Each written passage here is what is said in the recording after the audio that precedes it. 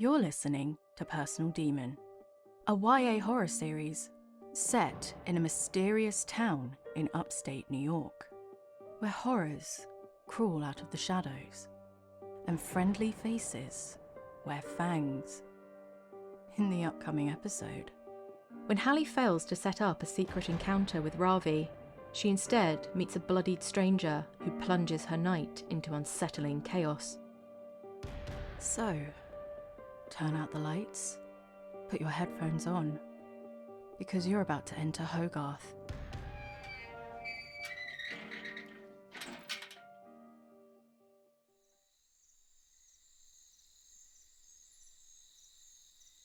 Halle stood in her front yard beside the trash cans, waiting with a full bag in hand. Having been home alone for a few weeks, she didn't actually have much in the way of trash, so instead used an old sleeping bag from the attic. It didn't matter. She was only using it as a prop. She'd been stood out there for almost an hour, with still no sign of Ravi. Had she missed him?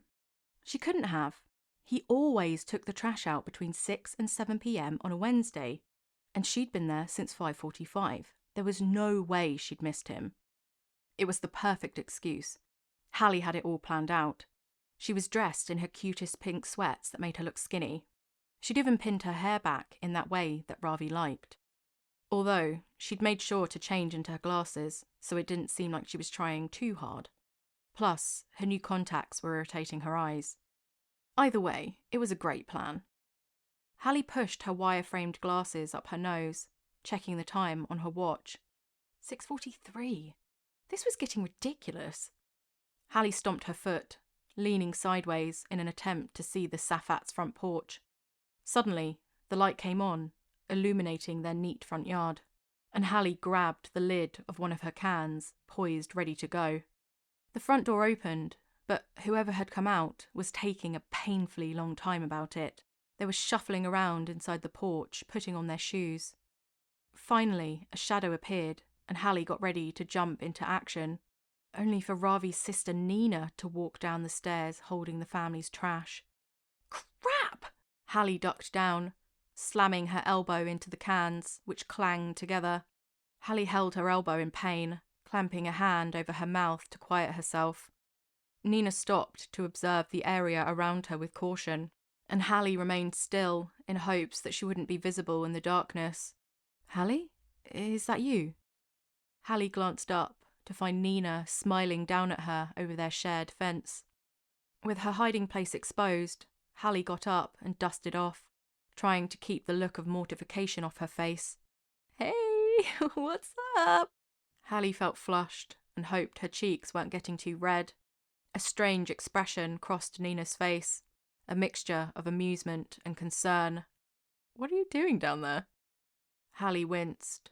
I was looking for my contact lens. Then, without thinking, Halle pushed her glasses up the bridge of her nose, and the lie hung in the air between them. Nina raised her brow. Did you find it? Halle shouldn't have expected any less. Nina had been keeping she and Ravi's secret for almost 3 years. Halle rubbed the back of her head and gave an awkward laugh. Isn't that usually Ravi's job? Oh, this? Nina raised the bag with mild contempt. Meant to be, but as usual he got out of it. A lump in her throat made Halle's voice sound tight. Oh yeah? How do you manage that? Nina looked irritated. The team had to do an extra practice, so Coach McKay took them out for pizza. Halle felt the sting of tears in her eyes and stared at the ground. How humiliating to be caught red-handed by Ravi's sister. Nina dropped their trash into the can, giving Halle a pitying expression. Hey, I know my brother can be an a-hole sometimes, but, if you ever want to talk. Halle's face must have looked mortified as Nina began stumbling over her words as she trotted up the porch and disappeared into their house. The door slammed and the porch light went off, leaving Halle alone in near darkness. Her cheeks stung with hot embarrassment as she stood there, trying desperately not to cry. Halle was about to head back inside and lick her wounds when the sound of heavy, belaboured footsteps drew her attention. She whipped around as a girl flew out from the darkness and slammed into the cans, sending them flying. Travelling at speed, the girl spilled onto the floor in what looked like a painful fall. "Oh my God, are you all right?" Halle rushed over, only to realise it was Nora lying on the ground. Nora's eyes snapped in Halle's direction, fierce and alarmed, as she hopped to her feet and limped away at great speed. She was clutching her arm like it was injured as she disappeared into the darkness without saying anything. "Hey! Come back!" called Halle, questioning whether she should follow after her. Before she knew it, Nora had vanished, and Halle hovered, uncertain of what she should do. She didn't know what that girl had been doing, but the fact her face and chest were absolutely covered in blood couldn't be a good sign. Leaving her trash bag on the street, Halle sprinted into her house to get her cell phone. She had to call him several times before she got an answer, and Josh sounded weird when he did. There seemed to be a lot of commotion on Josh's side of the line, anxious voices and banging. "Hey, can I call you back?" "Wait, that new girl, do you know where she lives?" said Halle. "Who? Nora? Josh sounded distracted. Why do you want to know about her?" "She just ripped through here looking like she went 3 rounds with a wrecking ball, so I thought I might, I don't know, check in." "Which way did she come from?" "From Mulholland, I guess," said Halle, confused by the question. "Did she come from the school?" "How the heck would I know? What's with the 20 questions?" snapped Halle. It wasn't like Josh to be so vague. "Sorry, something happened on the football field. Some kind of accident. I'm with the guy now." Halle felt a twist in her stomach. Do you think Nora had something to do with it? "I don't know. It's definitely strange." Someone shouted to Josh in the background. "I've got to go with the ambulance now," he said before hanging up. Josh was right. Something about this certainly was strange. Halle knew she didn't like that girl.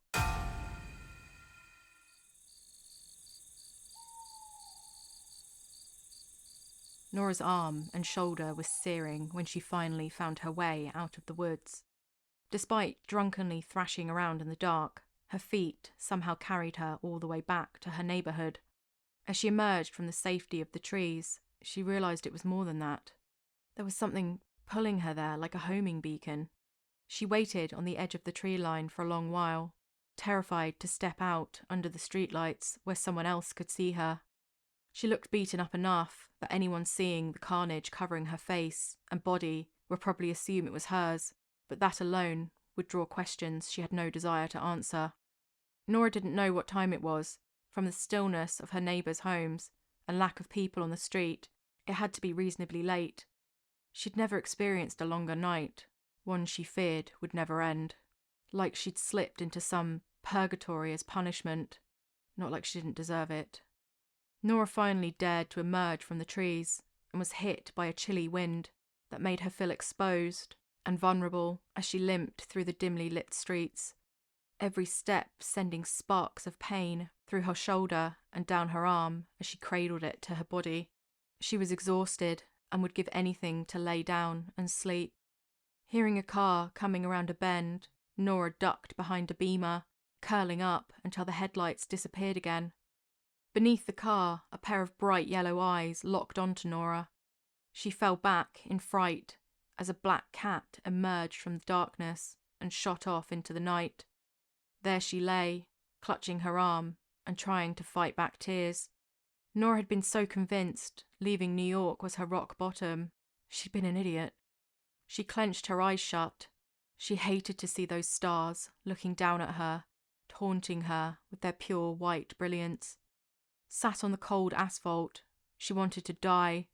Anything was better than this misery. Smoke polluted the edges of her eyes. Nora forced herself up and started walking. If she was going to change, she'd rather do it in private. When Nora reached Bramford Close, she sprinted to her grandmother's house, but seeing a strange shape in the window, she stopped.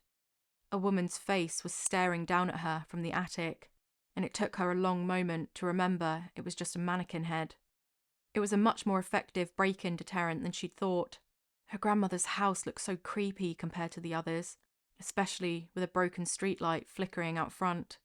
Nora's mother always said it was the house the kids ran past, even before the old bird died. Nora crept around the back of the house and let herself in through the kitchen door, where she was greeted with the same stale, dusty smell.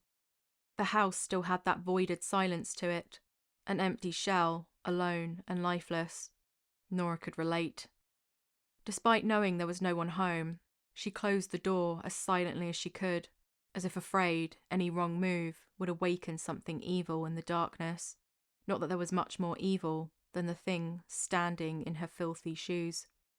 Nora wrenched off her soaking low-top sneakers, completely unidentifiable from the white ones she'd left in, and put them in a corner by the door, behind a pair of her grandmother's old walking boots. They were faded blue, and so tiny compared to her own. Nora's socks were brown and soaking wet, and when she stripped them off to throw them in the washer, her toes were bright red and blistered. She hadn't even noticed them before, but in the warmth of the house, they felt like they'd been dipped in acid. Standing on the cold linoleum, Nora stripped down to her underwear and shoved her soiled clothes into an old grocery bag she found under the sink. She was sorry to part with her favourite sweater, but even without the blood, it was torn and unsalvageable. Her arm was completely numb now, hanging by the side of her body like a dead weight, sending the occasional spark of pain into her shoulder. Nora ran her fingers across her collarbone and around the back of her shoulder, feeling lumps and dents where there shouldn't be, and came to the conclusion that the arm was dislocated. Going to the hospital meant risking her mum finding out where she was. Nora would have to pop it back in herself. Grabbing a clean dish towel from a drawer, she bit down on it to help with the pain. Grasping her wrist, she wrenched it forward with one hard tug. There was a blinding pain, followed by a loud crack, but afterwards, she felt better. The blood on her hands was completely dry and had turned a dark brown, caking into the fine lines under her fingernails and buried into her cuticles. There was a tide line where her sweater had protected her wrists, making it look like she'd dipped her hands in red ochre. She tried to rub it away, but it wouldn't budge. It turned Nora's stomach. She rushed up the stairs, tripping as she went and leaving smudges on the dull grey carpet. Nora locked the bathroom door and let the hot tap run, sitting on the edge of the bath. Catching her silhouette in the mirror, she finally dared to turn the lights on, and what she saw was so much worse than what she imagined. Her face looked starkly pale under a mane of matted black hair. Scarlet covered her all the way from her eyes to the top of her stomach. Her white bra was drenched in it, with only the straps and the back still clear from blood. She was covered in little cuts and scratches, and not 1 inch of her back wasn't filthy. There were twigs and leaves and other bits of plants and bugs knotted into her hair. She looked like she dug herself out of a grave. When the room started to fill with steam, Nora stripped off the last of her clothes and threw them in a wicker laundry basket before she stepped into the bathtub. She stayed back from the shower stream, knowing full well the water would be scalding, but then forced herself under it. It felt like burning daggers raining down on her, but she remained underneath. Her arms pressed against the wall as she watched putrid red stains swirl away down the drain. She clenched her eyes shut in an attempt to withstand the pain, but she kept seeing flashes of Paul and Susan's face, morphing into one grotesque entity of pain and betrayal.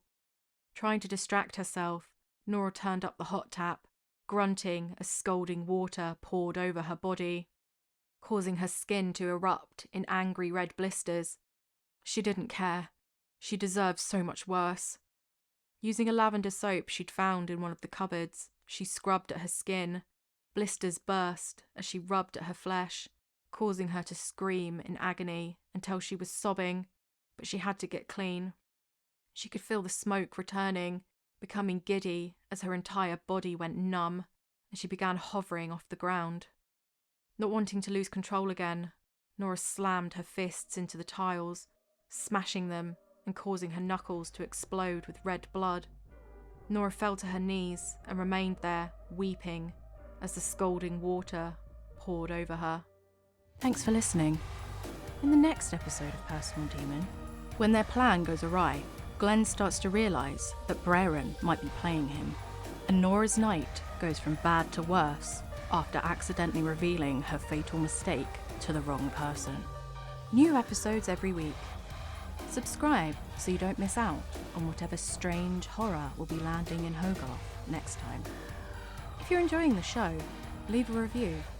Or better yet, let us know your theories about the source of Nora's dark and mysterious powers. Want to know more about the spooky world of Personal Demon? Go follow us on social media or check out our website. Links are in the description. See you next time. Maybe she was never meant to be good.